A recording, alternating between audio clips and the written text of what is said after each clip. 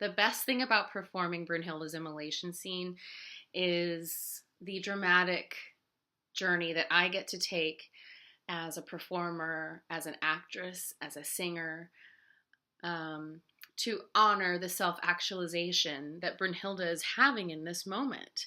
She is, for the very first time, in real time, understanding what her real role is, not only in Valhalla, but in the world around her.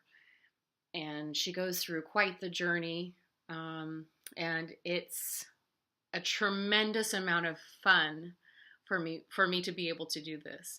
I couldn't ask for a more vivid character to perform.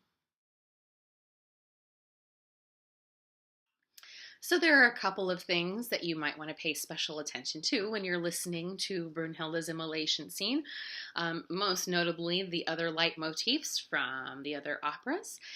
And Wagner was very specific in choosing tonal passages that would evoke the memories of the Rhine and the Rhine maidens, Valhalla, the horns that are used to signify Wotan's entrance. These are all things that are used in Brünnhilde's Immolation scene to make it really special. There are some challenging aspects to Brünnhilde's Immolation scene.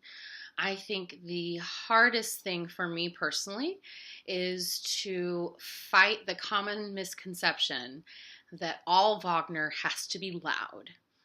Particularly in this moment when we have the culmination of so many significant events that have happened throughout the ring. There are many tender moments. There are moments that are completely born out of grief. And there are many, many times when Brünnhilde isn't just loud. She's not always angry. She's not always disappointed. She's not always upset with the world around her.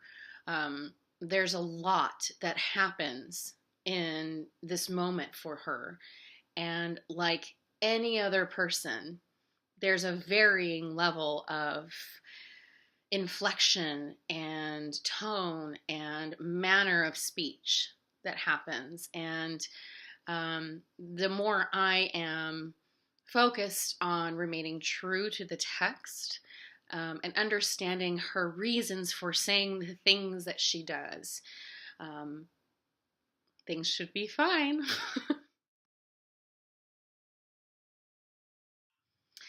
One of the things that makes Wagner's music so special is how far ahead of its time it really was. Composers that I'm thinking of are like John Williams. And Wagner's music is so cinematic and so evocative. It's very persuasive. He uses his leitmotifs to inform not only the audience, but the characters on stage sometimes as well. I think that nothing was by accident. Everything has a purpose. And much like film music, it only enhances everything that is going on stage. It's not just background music, it's actually the story in the orchestra. It is true that I travel a lot for my career. I just returned home from Boston, where I was studying the Immolation scene with the soprano of the world, Jane Eaglin, who, of course, was known for her Brünnhildes all over the world and her interpretation of Wagner all over the world. And I am currently enjoying some downtime here in the beautiful Central Coast of California. I'm just about ready to head out with my dogs to go see some sea otters. So that's what's happening here. And in a couple weeks, I'm going to send myself off to Akron, Ohio. And I can't wait to sing Brünnhilde's Immolation scene for you.